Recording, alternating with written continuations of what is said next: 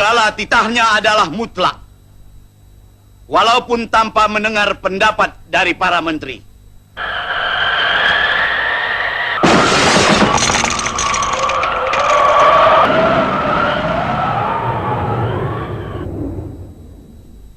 Kalian berdua adalah pengkhianat. Putusan sidang ini tidak sah. Kalian telah melakukan makar. Diam berdebak! Tangkap orang ini dan seret dia ke penjara.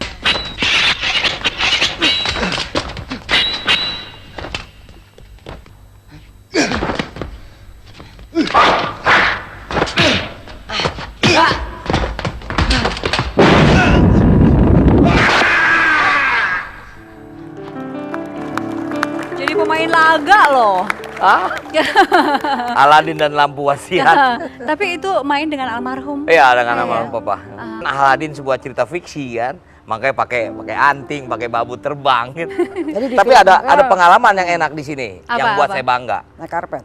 Saya ketemu dengan penari perut terkenal dari India, Helen G. Asli begitu ya? Itu semua orang Indonesia kenal. Siapa itu Helen G? Gitu. Casting?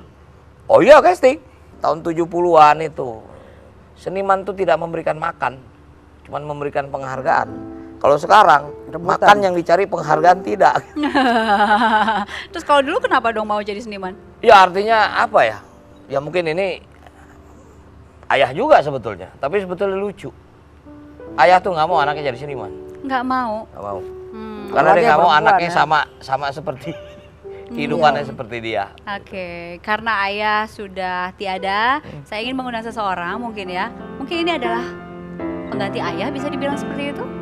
Nggak tahu deh, coba kita lihat. Silakan.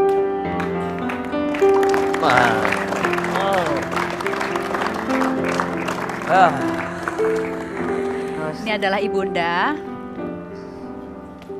Ibunda Bang Rano dan juga Mbak Suti dan Mas Nurli juga. Yuk.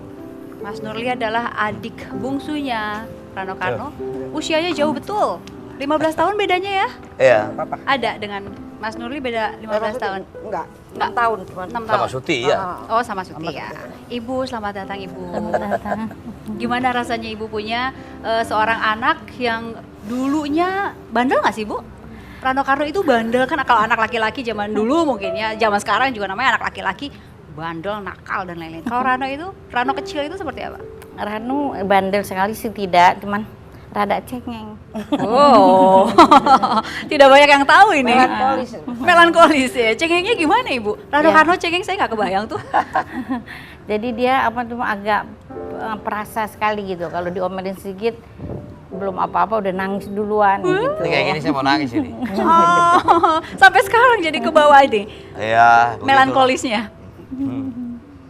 Misalnya, iya, yang saya ingin tahu kenapa Bang Rano sekarang berkaca-kaca, kenapa sih?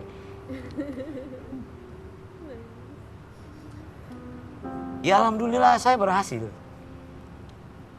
Alhamdulillah salah satu dari keluarga Soekarno yang benar berhasil. Kakak saya Tino sudah tidak ada. Di usia yang sangat muda. 40 tahun dia meninggal dunia. Inilah kebanggaan saya kepada ibu.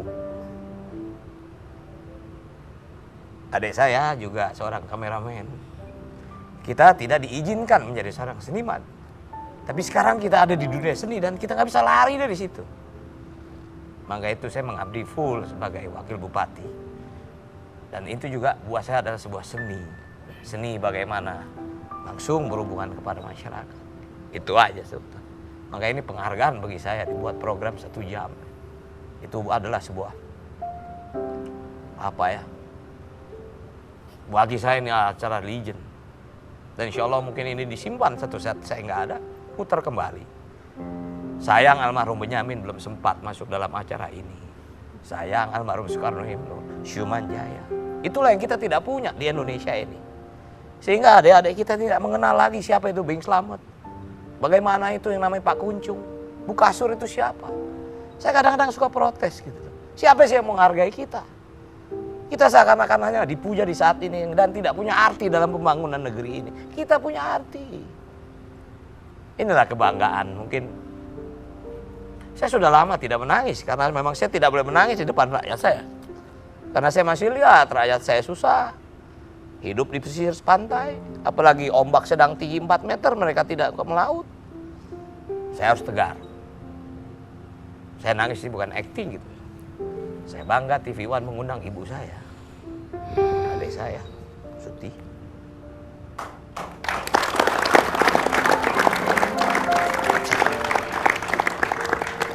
Kalau seorang anggota keluarga dari almarhum Soekarno M. Nur sekarang sudah menjadi seseorang yang berhasil, ada yang ingin diucapkan kepada ibu saat ini, Bang Rano?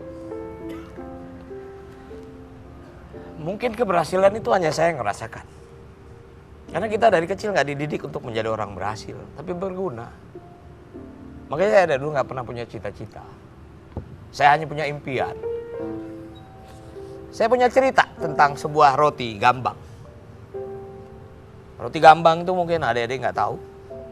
Itu roti yang sangat mahal pada waktu itu. Harganya murah, 10 perak. Tapi untuk beli roti gambang kita nggak bisa. Jadi sesaat saya bisa mengumpulkan uang untuk beli roti gambang itu. Dalam waktu 1 minggu roti itu baru saya habisi. Karena supaya tidak cepat ya habis. Saya nggak pernah cita-cita untuk menjadi orang yang enak, makan enak gitu. Hanya cukup. Makanya tadi saya katakan, saya bangga ibu saya mendidik saya untuk makan sepiring berlima. Supaya kita sekarang inilah. Semakin kita kompak, semakin itu yang paling berharga buat saya. Itu aja sebetulnya. Mumpung ibu ada di sini. Mumpung ibu masih ada di sini. Mas Rano ingin mengucapkan sesuatu kepada ibu secara langsung saat Ya, ini? saya ucapin terima kasih gitu. Dan memang alhamdulillah ibu tinggal dengan saya. Karena cuman ini tinggal sisa harta saya yang mesti saya jaga. Gak lucu jadi menangis depan dia. Oke, kalau untuk ibu, ibu melihat Rano kecil cengeng begitu ya ibu ya. Terus kemudian tadi banyak main film. Terus sekarang bisa dibilang menjadi seorang pejabat yang lumayan tinggi ibu ya. Pernah nggak ibu membayangkan seorang Rano karena kecil sekarang besar menjadi seperti ini?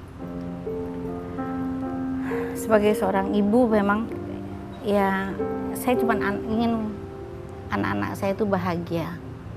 Keinginan untuk anak bisa mencapai itu ya seorang ibu pasti ada ya. Cuman waktu Rano untuk minta izin untuk menjadi itu, saya cuman bilang sama Rano, ingat Ran, kamu menjabat ini untuk menolong rakyat. Mama nggak mau apa-apa. Hidup tuh tidak lama. Yang dibawa cuma amal dan ibadah kita, itu aja. Saya nggak mau macam-macam, nggak mau yang kejadian yang begini-begini, nggak mau. Mudah-mudahan anak saya bisa menjadi seorang pejabat yang lurus, yang tidak macam-macam, itu aja.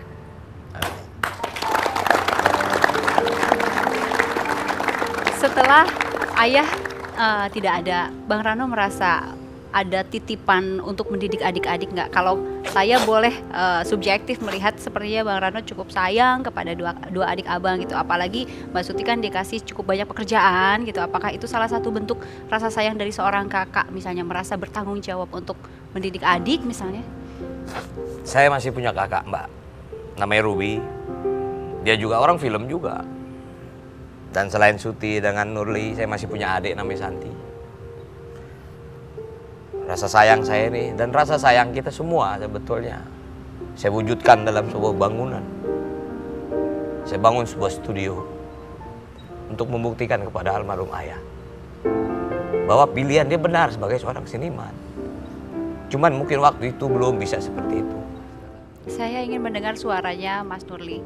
Mas Nurli, adik bungsu gitu, melihat Bang Rano ini dia kakak yang bertanggung jawab kah atau kakak yang galak kah atau apa gitu? Bang Nurli terlibat pekerjaan juga dalam Sidul dia seorang juga? kameramen. Oke. Ya, buat saya Mas Rano ini guru. Karena banyak ilmu yang saya dapatkan, ya khususnya di film. Ilmu Dari film awal dan ilmu jadi apa kehidupan. dulu Mas Nurli? Saya awalnya tukang tarik kabel. Adik loh, Kayak gitu. harus kayak gitu ya? Tukang tarik kabel, saya kamera boy. Pernah saya ingat sampai sekarang ucapannya, alat saya lebih baik rusak terpakai daripada rusak tidak dipakai. Di situ motivasi saya untuk belajar. Karena kebetulan di kantor ada alat. Di situ saya oprek alat. Dari tarik kabel, Tarik kabel. terus kemudian jadi Ya, apa? keinginan dia kan mau jadi kameramen. Saya bilang kamu harus tahu lampu. Hmm. Kamu tahu lampu ini besar, apa bisa kamu angkat? Bisa. Nggak mungkin ngangkat sebesar ini. Bisa kamu angkat, ada caranya. Ya maaf, mungkin kita orang film tahu HMI kayak apa. HMI 6 kilo kayak apa. Kamu harus bisa angkat itu bagaimana. Oh nggak mungkin, ternyata ada teknik. Nah tekniknya kamu belajar. Pelan-pelan dia jadi asisten kamera. Belajar fokus, ngangkat-ngangkat kamera, pasang ini, pasang. Baru dia bisa jadi kameramen. Itulah pembelajaran yang saya bilang, saya pun dulu mengalami seperti itu. Dan kamu harus tahu. Jangan mentang-mentang adik terus mau Oh, langsung iya. jadi posisi sesuatu Ah, gitu makanya ya. saya bilang, nah ini kamera saya. Saya lebih senang kamera saya rusak karena kamu belajar daripada berjamur, kamu tidak pernah pakai. Nah itulah filosofi yang saya selalu berikan untuk memotivasi supaya nggak ada ketakutan gitu. Pasti kita sebagai manusia, sebagai anak muda pasti akan berbuat salah. Tapi mari kita belajar dari kesalahan. Itulah filosofi yang selalu saya sampaikan kepada adik saya tercinta ini. Bang Nurli, awal-awal ketika suruh gulung kabel gitu, sebel nggak sih lihat kakak? Atau justru menghargai seorang kakak yang seperti ini? Kalau dibandingkan dengan kakak-kakak yang lain, ada beda-bedanya nggak? Ciri khas Rano Karno sebagai kakak apa? Ya, utamanya saya senang. Karena dengan ngobrol saya dengan ibu, dengan bapak, dulu kehidupan bagaimana sebelum saya lahir. Ya, memang hidup itu dari awal lebih baik dari bawah. Oke. Jadi pada saat kita di atas, kita bisa menjaga, terpanangin. Daripada kita hidup langsung ke atas, pada saat kita jatuh kita tidak siap. Itu buat pelajaran buat saya. Mbak ini kalau boleh saya tambahin. Nurli ini lahir pada saat yang lebih enak daripada kita. Antara Suti ke Nurli jaraknya 7 tahun. Dia nggak sempat makan sepiring berlima, itu kerugian dia. Sekarang dia udah makan sendiri. Artinya itulah kita coba memotretkan kita dulu seperti ini loh. Kalau sekarang Bang Nurli makan 5 piring sendiri ya? Udah punya piring sendiri sekarang. Kami kembali sesaat lagi.